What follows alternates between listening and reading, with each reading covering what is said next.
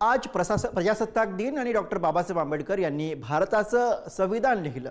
पण आजच्या या ध्वजवंदनाच्या कार्यक्रमामध्ये एका मंत्री गिरीश महाजनांना बाबासाहेबांच्या नावाचा उल्लेख करण्याचा विसर पडला. संविधानामुळे मंत्रिपदावरती बसलेल्या व्यक्तीला संविधान निर्मात्याचाच विसर कसा काय पडला असा सवाल एका महिला अधिकाऱ्याने उपस्थित केला आणि त्यानंतर वाद सुरू झाला. बघूयात हा रिपोर्ट. मला मीडियाशी घेणे मॅडम, मला सस्पेंड केलं. मी वाळूचे गारे उपसी मी माती काम करीन, पण बाबासाहेबांची ओळख पुसून येणार नाही. मला सस्पेंड करायचं करू शकता. प्रजासत्ताक दिन देशाचा गौरवाचा दिवस, पण नाशकात याच शासकीय सोहळ्यात काही क्षणातच वातावरण तापलं. त्याचं झालं असं की नाशकात प्रजासत्ताक दिनाचा शासकीय सोहळा सुरू होता. गणवेशातली एक महिला उभी राहिलेली दिसत होती. त्या होत्या वन विभागाच्या कर्मचारी माधवी जाधव. लवकरच गोंधळाचं कारणही स्पष्ट झालं. मंत्री गिरीश महाजनांच्या भाषणात डॉक्टर बाबासाहेब आंबेडकरांचं नाव घेतलं नाही असा आरोप जाधव यांनी केला. त्यांनी थेट मंत्र्यांना जाब विचारण्याचा प्रयत्न केला. त्यांची सहकारी असलेल्या दर्शना सौपुरे यांनीही त्यांना साथ दिली. त्यांना समजावून सांगणं कठीण म्हणल्यावर पोलिसांनी त्यांना ताब्यात घेतलं. बाबासाहेबांचं नाव आहे, जो संविधानाला कारणीभूत आहे, त्याला तुम्ही संपवायला निघालाय. मला मीडियाशी घेणं नाही मॅडम, मला सस्पेंड केलं. मी वाळूचे गारे उपसी मी माती काम करीन, पण बाबासाहेबांची ओळख पुसून येणार नाही. मला सस्पेंड करायचं करू शकता मॅडम. बाबासाहेबाला संपवायचं काम करायचं नाही. 26 जानेवारी 15 ऑगस्ट मध्ये मी नाही मानत, पण लोकशाही मॅडम, तुम्ही सुद्धा संविधानामुळे आहात. पालकमंत्री सुद्धा पालकमंत्री संविधानामुळे आहे. कोणताही जातीभेद नाही, सगळी समानता त्यांनी दिली आहे. बाबासाहेबांचं नाव आता तरी भाषणात येईल, मग तरी भाषणात येईल. ज्या लोक संविधानाला लोकशाहीला कारणीभूत नाही त्यांची नावं वारंवार घेतली गेली.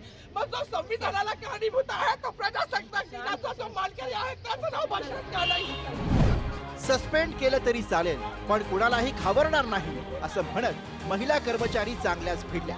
दरम्यान या गोंधळानंतर मंत्री गिरीश महाजनांनीही प्रतिक्रिया दिली. नाव मुद्दाम टाळलं नाही तर अनावधानानं राहिलं असं त्यांनी आपल्या स्पष्टीकरणात म्हटलं. अनावधान राहिलं असेल असं नाहीये, पण तसा काही माझा कुठलाही हेतू नव्हता. पण तसं काही असेल तर अनावधान झालं असेल. त्यामुळे माझा त्यामागे कुठे काही मुद्दाम नाव डावलण्याचा वगैरे हेतू नाही. आणि मला वाटतं प्रत्येक वेळेला आपण दरवर्षी भाषण देतो तुम्ही तपासून बघा, त्यावेळेला असं काही होत नाही. तर यावेळेला त्यांना काही वाटत असेल तर माझी दिलगिरी व्यक्त करतो मी. माधवी जाधव यांनी महाजनांवर अॅट्रॉसिटीचा गुन्हा दाखल करण्याची मागणी केली. ज्या संविधानाने आज मला ही ताकद दिली आहे, त्या बाबाला जेव्हा हे संपवायला जात आहे तेव्हा त्यांची ही लेख तेवढ्याच निडरतेने उभी राहिली आणि ह्याचा मला खूप अभिमान आहे.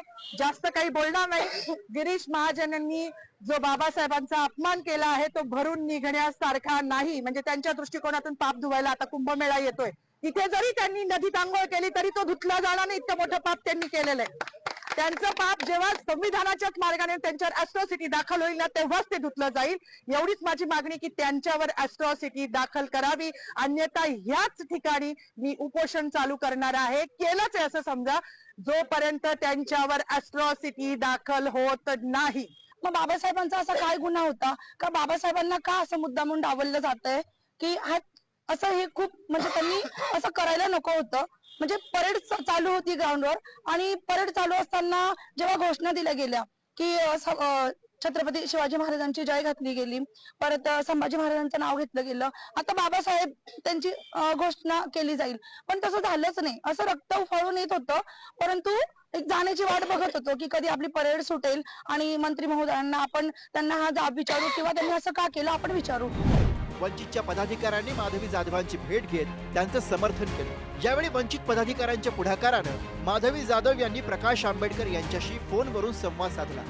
तर प्रकाश आंबेडकरांनी सुद्धा महाजनांच्या कृत्याचा निषेध व्यक्त केला. तरी देवेंद्र फडणवीसांना वॉर्निंग आम्ही देतोय की अशा मंत्र्यांना तुम्ही जर काढलं नाही, मी कधीच कोणाच्या पर्सनल लाईफमध्ये शिरत नाही आणि माझी शिरण्याची इच्छा नाही. पण हे जर देवेंद्र फडणवीससारखे व्यक्ती खपून घेणार असेल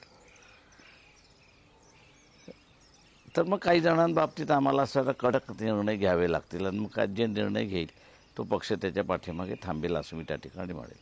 त्याच्यामुळे देवेंद्र फडणवीस यांनी आम्हाला ह्या टोकाला आणू नये एवढी माझी त्यांना विनंती. शासकीय कार्यक्रमात अशा प्रकारे थेट जाब विचारल्याने चर्चेला उधाण आलं. एका बाजूला महिला कर्मचाऱ्यांचा आक्रमक पवित्रा तर दुसऱ्या बाजूला सुरक्षा आणि शिस्तीचा प्रश्न। या घटनेनंतर प्रशासनाकडून पुढच्या कारवाईबाबतही हालचाली सुरू आहेत। नाशिकच्या प्रजासत्ताक दिन सोहळ्यातला हा प्रकार चर्चेचा विषय ठरला।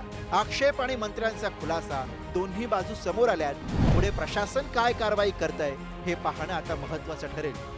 किरण काजणे, पुढारी न्यूज, नाशिक।